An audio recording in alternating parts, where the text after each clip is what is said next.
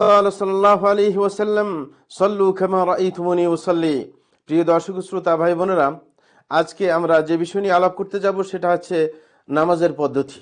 কারণ আমাদের নামাজের পদ্ধতি সেইভাবে হতে হবে যেভাবে রাসূল আকরাম সাল্লাল্লাহু আলাইহি ওয়াসাল্লাম নামাজ পড়েছেন, যেটা হাদিসের মধ্যে বলা হয়েছে সল্লু কামা রাআইতুমুনি উসাল্লি, যে তোমরা নামাজ পড়ো যেভাবে আমাকে নামাজ পড়তে দেখেছো। এখানে একটি বিষয় স্মরণ করার যোগ্য, সেটা হচ্ছে যে পুরুষ মহিলার নামাজের মধ্যে কোনো ব্যবধান নেই। পুরুষরা যেভাবে নামাজ পড়বে মহিলাদেরকেও সেভাবে নামাজ পড়তে হবে। কারণ রাসূল আকরাম সাল্লাল্লাহু আলাইহি ওয়াসাল্লাম কখনো মহিলাদেরকে ভিন্ন করে নামাজ শিক্ষা দেননি। রাসূল আকরাম সাল্লাল্লাহু আলাইহি ওয়াসাল্লামের অভ্যাস ছিল যে সাপ্তাহিক একদিন মহিলাদেরকে ওয়াজ করা, কিন্তু কখনো মহিলাদেরকে ভিন্ন নামাজ শিক্ষা দেননি। এমনকি রাসূল আকরাম সাল্লাল্লাহু আলাইহি ওয়াসাল্লাম নিজের স্ত্রীদেরকেও দায়িত্ব দেননি যে মহিলাদেরকে ভিন্ন নামাজ শিখাবে, এবং জিবরিল আলাইহিস সালামও ওইভাবে শিক্ষা দিয়ে যাননি রাসূল আকরাম সাল্লাল্লাহু আলাইহি ওয়াসাল্লামকে। সুতরাং কেউ যদি বলে যে ব্যাপক এখানে বলা হয়েছে যে তোমরা নামাজ পড়ো, পুরুষ মহিলা আছে দুটোটা, সুতরাং প্রত্যেক জায়গায় যেখানে তোমরা ব্যাপক শব্দ সবটাই ঢুকে যাবে, পুরুষ মহিলা সব বিধানের মধ্যে, না, এমন না। ব্যাপককে খর্ব করার ভিন্ন প্রমাণ অবশ্যই লাগবে। যদি ব্যাপককে খর্ব করার ভিন্ন প্রমাণ না থাকে তাহলে ব্যাপকতা অটুট থাকবে। এই কারণে এই ব্যাপকতা খর্ব করার কোনো প্রমাণ নেই, কেউ প্রমাণ দেখাতে পারবে না যে মহিলাদের ভিন্ন কোনো নামাজ আছে। বরং উম্মু দারদা রাদিয়াল্লাহু তাআলা আনহা, উনি একজন ফাকিহা ছিলেন, তিনি পুরুষের মতোই নামাজ পড়তেন। তাইলে নামাজের ধরন একটা। নামাজ পড়ার ক্ষেত্রে আমরা যখন আগে যেটা বলেছি অজু করে যখন রেডি হয়ে যাব, সর্বপ্রথম যে কাজটুকু করব সেটা হচ্ছে সুতরা রাখার চেষ্টা করব, যে সামনে সুতরা রাখবো। এই সুতরার এই কারণে প্রয়োজন, কারণ কেউ সামনে দিয়ে যেন আপনার একবারে সামনে দিয়ে না যেতে পারে। আপনার যেখানে সেজদা তারপরে সুতরাটা রাখবেন, ওর বাইরে দিয়ে যেন মানুষ যেতে পারে, ভিতরের দিকে যেন না যেতে পারে। যদি আপনি সুতরা দেওয়ার পরেও ভিতরের দিকে কেউ যাওয়ার চেষ্টা করে তাইলে আপনি হাত দিয়ে অবশ্যই বাধা দিবেন, তাকে যেতে দেবেন না। হ্যাঁ, এমনকি শক্তির প্রয়োজন হলে আপনি শক্ত করে তাকে হাত ধরবেন যেন সে কখনো আপনাকে অতিক্রম করে না যেতে পারে, কারণ এটি একটি অপরাধ। তারপরে যে কাজটি করতে হবে সেটা হচ্ছে সুতরার কাজ যখন আমরা শেষ করব তখন আমাদেরকে প্রথমত যে কাজটুকু সেটা হচ্ছে নিয়ত করব। হ্যাঁ, নিয়ত করব নামাজের। এই নিয়তের আগে কিন্তু কোনো আপনার দোয়া নেই।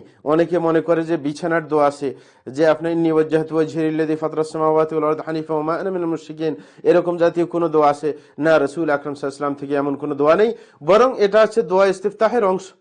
রাসূল আকরাম সাল্লাল্লাহু আলাইহি ওয়াসাল্লামের পক্ষ থেকে ইবনুল কাইয়্যিম রাহমাতুল্লাহি বলেছেন 7টি দোয়া ইস্তিফতাহের ধরন আছে, তার মধ্যে এটা একটি, যে ওয়াজ্জাহতু ওয়াজহিয়া লিল্লাযী ফাতারাস সামাওয়াতি ওয়াল আরদি হানিফা ওয়া মা আনা মিনাল মুশরিকিন ইন্না সালাতি ওয়া নুসুকি ওয়া মাহইয়ায়া ওয়া মামাতি লিল্লাহি রাব্বিল আলামিন। সুতরাং ওটার অংশ বিশেষকে আপনি নামাজের আগে নিয়ে আসবেন সেটা হতে পারে না, বরং আমাদের খেয়াল রাখতে হবে এরকম বেদাত থেকে দূরে থাকার। তারপরে যে কাজটি হচ্ছে নিয়তের কাজ। নিয়তের কাজ, নিয়ত আবার আপনার মনের ব্যাপার। কখনো আপনার প্রকাশ্যে কোনো শব্দ, বাংলা, ইংরেজি, আরবি কোনো ভাষায় দোয়া চলবে না, এই আপনার নিয়তের উচ্চারণ চলবে না, বরং নিয়ত হচ্ছে মনের ব্যাপার। যে আপনি নামাজের কথা স্মরণ করবেন, যেটা জোহরের নামাজ, আসরের নামাজ, এটা কি ফরজ নামাজ না সুন্নতের নামাজ, এটা খেয়াল করবেন, মুখে উচ্চারণ করা যাবে না। যখন নিয়ত করে ফেলবো তারপরে আসল নামাজ শুরু, যে তাকবীর দিয়ে শুরু। রাসূল আকরাম সাল্লাল্লাহু আলাইহি ওয়াসাল্লাম বলেছেন যে ইফতিতাহ ওয়া তাকবীর ওয়া ইখতিতাম ওয়া তাসলিম, যে নামাজের শুরু হয় তাকবীর দিয়ে, শেষ হয় সালাম দিয়ে। তাইলে যদি এই ব্যাপারটা আমরা জেনে ফেলি তারপরে আমরা অবশ্যই জানবো যে সালামের পরে আর ইমামের কোনো ডিউটি নেই, ইমামের আর কোনো মুক্তাদির সাথে কাজ থাকে না। তখন দোয়ার ব্যাপার, যে আপনার জিকির আজকার করবে প্রত্যেকে ভিন্ন ভিন্ন ভাবে, সেটা আমাদের বুঝে আসবে। তাইলে আমাদের প্রথম কাজ যেটা সেটা হচ্ছে তাকবীর দিয়ে শুরু করা। যখন তাকবীর দিতে যাব হাত উঠাতে হবে। হাত উঠানোর সময় দুইভাবে হাত উঠানো যায়, যে আপনি কান বরাবর উঠাতে পারেন অথবা কান বরাবর উঠাতে পারেন, দুইভাবেই আপনি উঠাইবেন। হাতকে এরকম কেবলামুখী রাখবেন, আঙ্গুলগুলোকে খাড়া করিয়ে এইভাবে আপনার রাখতে হবে। দুইভাবে আপনার যেইভাবে আপনার মনে চায় সেভাবে আপনি করতে পারেন, হাত উঠাবেন। তারপর উঠানোর পর হাত রাখবেন কোথায়? হাত বুকের উপর বাঁধবেন, এইভাবে আপনার বুকের উপর বাঁধতে হবে। হ্যাঁ, অথবা এইভাবে যদি কারোর হাত বড় হয় তাহলে আরো এইদিকে যদি আসে কোনো সমস্যা নেই, এইভাবে আপনার বাঁধতে হবে। এটা হচ্ছে নিয়ম। যদি বুকের উপর বাঁধতে সমস্যা দেখা দেয় আরেকটু নিচে বাঁধবেন, কিন্তু একবারে যেন নাভির নিচে না চলে যায়, কারণ নাভির নিচের হাদিস একেবারেই দুর্বল, সেটা অগ্রহণযোগ্য হাদিস। সুতরাং সেটা আমরা কখনো করতে যাব না। এ হচ্ছে সিস্টেম। কিন্তু আরেকটা কথা স্মরণ করিয়ে দিই যে এটা নিয়ে মারামারির কোনো প্রয়োজন নেই, কারণ এগুলো হচ্ছে সুন্নত কাজ। সুতরাং এটা নিয়ে মারামারি করার কোনো প্রয়োজন নেই। আরো কয়েকটি কাজ আছে নামাজের মধ্যে, যেমন আপনার জোরে আমিন বলা, সেটাও সুন্নত কাজ। অনেকে এটা নিয়ে মারামারির কাজ আপনার ঘটিয়ে ফেলেন, সমাজের মধ্যে বিশৃঙ্খলা ঘটিয়ে ফেলেন, সেটা কখনো প্রয়োজন নেই। তাইলে প্রথম যেটা আপনি হাত বাঁধলেন, হাত বাঁধার পর প্রথম যে কাজটুকু সেটা হচ্ছে দোয়া ইস্তিফতাহ পড়া, যেটা আমাদের দেশে আমরা পড়ে থাকি, সুবহানাকাল্লাহুম্মা ওয়া বিহামদিকা ওয়া তাবারাকা ইসমুকা ওয়া তাআলা জাদ্দুকা ওয়া লা ইলাহা গায়রুক। এটা পড়ে আপনি আপনার নামাজ শুরু করবেন। এই ইস্তিফতাহ পড়ার পরে প্রথম যে কাজটুকু সেটা হচ্ছে আপনাকে সূরা ফাতিহা পড়তে হবে। এই কারণে তার আগে আপনি পড়বেন আউযু বিল্লাহি মিনাশ শাইতানির রাজিম, বিসমিল্লাহির রহমানির রহিম। তারপরে আপনি সূরা ফাতিহা পড়া শুরু করবেন। بسم الله الرحمن الرحيم.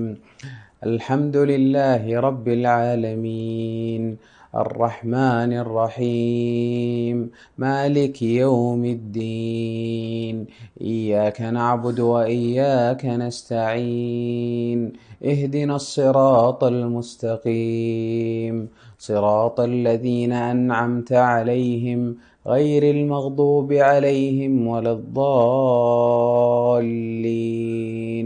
কিন্তু এই সূরা ফাতিহা মনে রাখবেন, এটা বাধ্যতামূলক, সবার জন্য পড়তে হবে। ইমাম সাহেবকে পড়তে হবে, মুক্তাদিকে পড়তে হবে, একা যিনি নামাজ পড়বেন তাকে পড়তে হবে। কারণ উবাদা বিন সামিত রাদিয়াল্লাহু আনহু হাদিস, যে রাসূল আকরাম সাল্লাল্লাহু আলাইহি ওয়াসাল্লাম বলেন যে আপনার লা সালাতা ইল্লা বিফাতিহাতিল কিতাব, যে কোনো নামাজ হবে না সূরা ফাতিহা ছাড়া। সুতরাং সূরা ফাতিহা অবশ্যই বাধ্যতামূলক, সেটা আমরা পড়ব। সূরা ফাতিহা যখন আমরা শেষ করে ফেলবো, তখন আমাদের যেটা বলা আমিন বলতে হবে। আমিন বলা মানে যে হে আল্লাহ কবুল করো। সুতরাং আপনি ভিতরে দোয়া করলেন যে ইহদিনাস সিরাতাল মুস্তাকিম, দোয়া করলেন। আবার দ্বিতীয়বার যখন আমিন বললেন, তাইলে দোয়াটা দুইবার করার মতো হয়ে গেল। এইভাবে আপনি কি করবেন, আমিন বলে শেষ করলেন।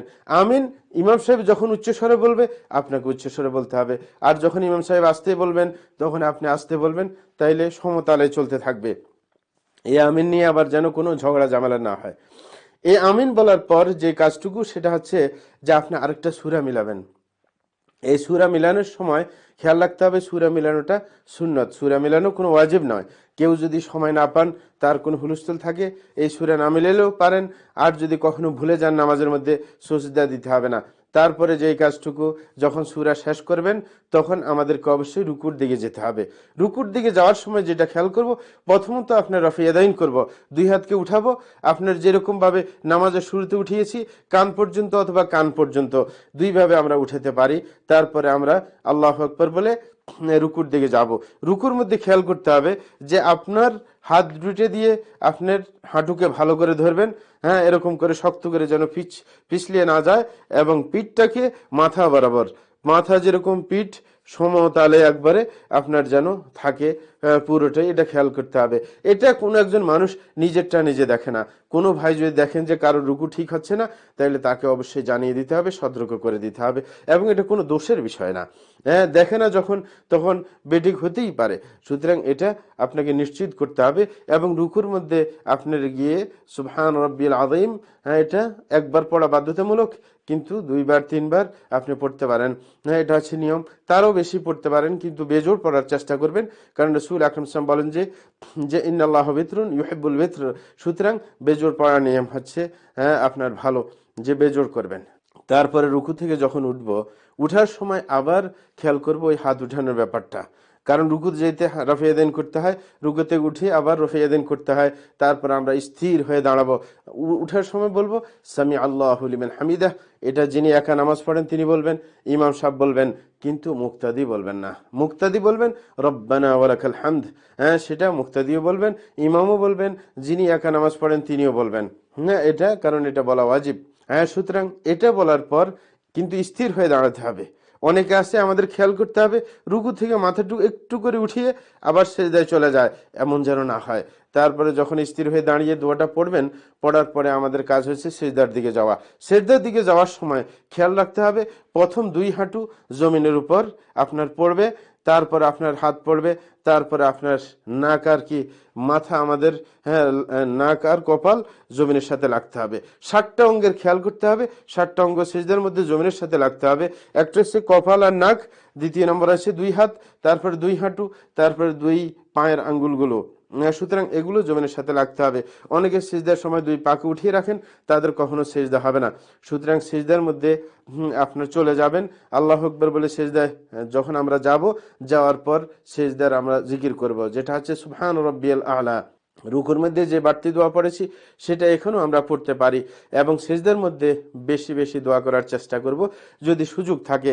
ইমাম সাহেব বেশি বাড়তি দোয়া করবেন না, কারণ পিছনের লোকের কষ্ট হতে পারে, নতুবা বেশি দোয়া করা নিয়ম।